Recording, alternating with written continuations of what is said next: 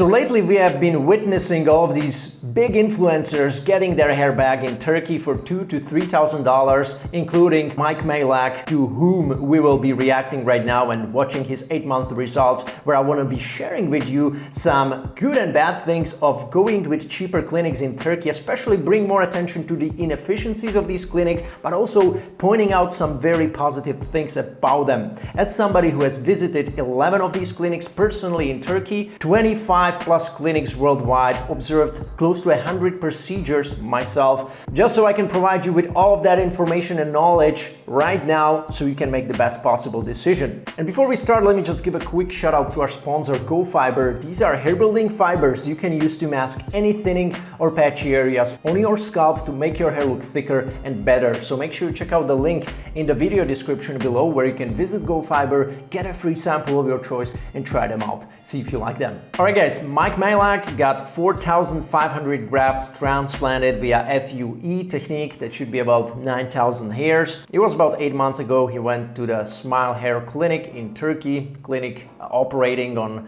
7 to 10 patients per day. Obviously could be already classified as a hair mill. A lot of patient inflow on a daily basis. It has to be noted, however, that their main doctor, Dr. Mehmet Erdogan, is definitely one of the most experienced doctors in my eyes in that clinic. He's actually one of the founders who has been with the clinic since the start, and as the years went on, they kept scaling up their practice, and he started teaching more and more doctors, and he started pretty much teaching more and more doctors how to do hair transplants his way and started training them.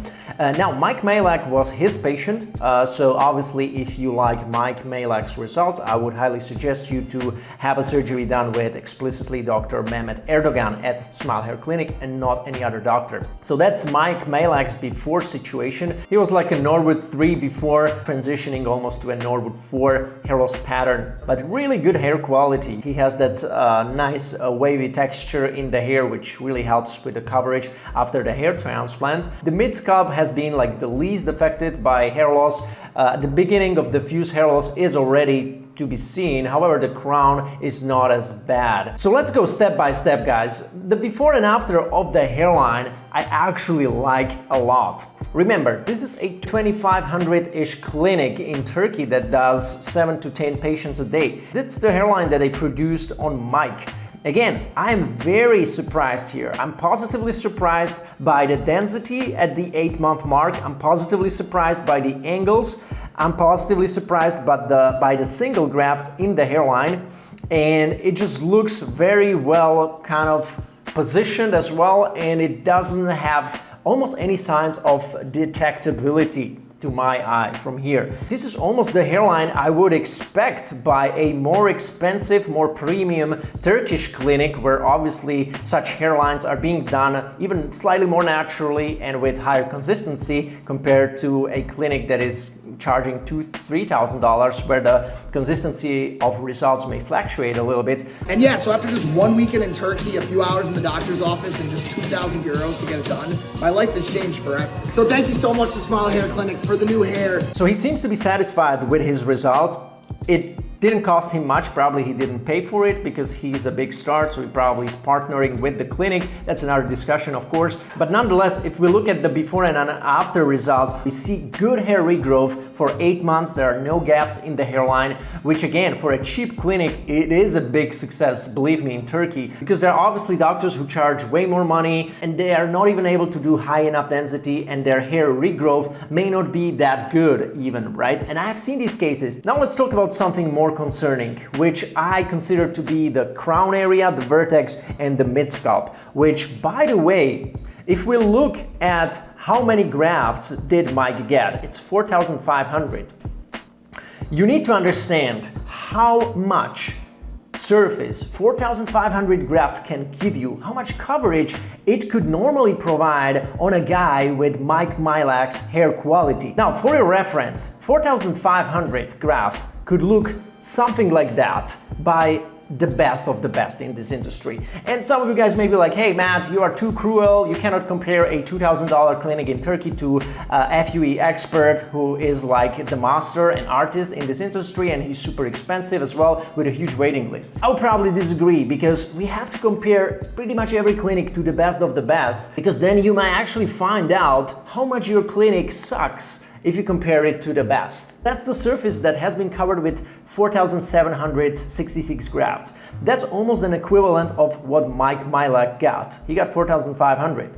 This is a result that got 4,200 grafts. The coverage difference between this result and Mike Majlak's results, to my eye, is just tremendous. Or if you look at this result that got 1,000 grafts less compared to what Mike Majlak got, it still has a really good coverage. There was more diffuse thinning on the mid-scalp compared to Mike, and the crown area was more or less the same. Obviously the crown doesn't seem to be as covered here, but again, this is 1,000 grafts less compared to what Mike got. The result seems to be good on the front, however, not as optimal on the mid-scalp and crown. And look what happened on the donor zone. And this is the point of inefficiency that I would like to bring to your attention, especially for all of you guys who are getting bigger sessions, bigger graft sessions in Turkey, guys whose donor areas are at risk of being over-harvested more because of that higher session. Each graft that is present on the sides and back of your head is a limited resource. An average candidate has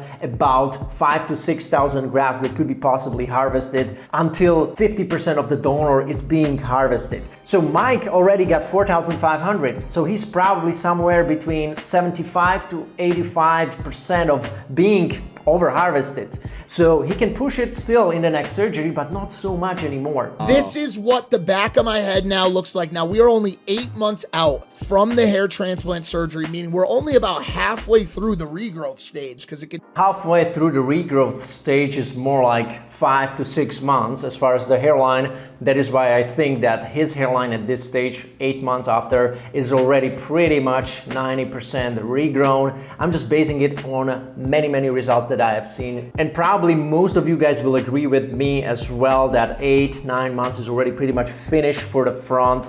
Obviously some outliers will be there who will experience some substantial growth even after 8 months, but these are like the less than 5% from what I've seen. As far as the mid-scalp and crown, obviously, if we come back to the image, I do think that there can be more thickening even in the crown area over the next 5, 6, 7 months, all the way to the 16 month. There can be definitely improvement on the crown area, so that can look even denser and thicker. However, for most people, again, I do think that what Mike has right now on the crown should be already a good goal or aim after the surgery. You don't want to be the guy who's trying to dance back the crown and overly just cover it. Every doctor will tell you that crown area is like a black hole. You can never fill it sufficiently with grafts, and that's because the angles of exit of the hair follicles on the crown, it's higher. It could be 30 degrees, 35 degrees, whereas on the front hairline, it could be 10 to 15 degrees. And that's why you need more of these grafts packed per particular square centimeter on the crown compared to the front to make it full and dense. And that's why you should never obsess about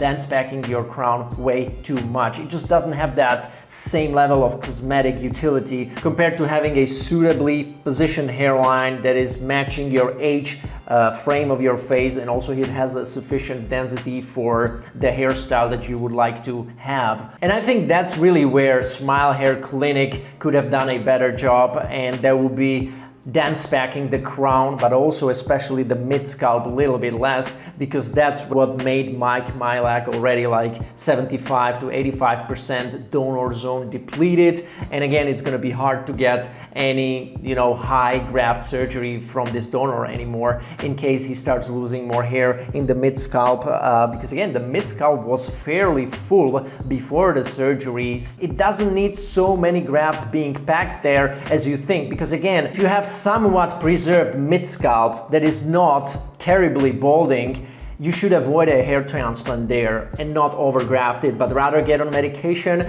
double check whether you're not suffering from telogen effluvium that could be temporary or more chronic, that needs to be resolved by easily, sometimes resolves on itself. You may consider supplementation with vitamin D, iron, zinc, B12, things that could reverse it inexpensively without wasting your limited resource. For all of you guys who are interested in finding the best hair transplant clinics in Turkey for any budget, I highly suggest you to get my best-selling Ultimate Hair Transplant in Turkey guide right now for only $9.99. All of the revenue from this guide will go, of course, to the victims of the disastrous earthquake that happened in Turkey. And I'm gonna be using the Revolut app for the donations. So that was it from me. I hope you enjoyed this video, and I'm gonna be here soon again with another one. Take care.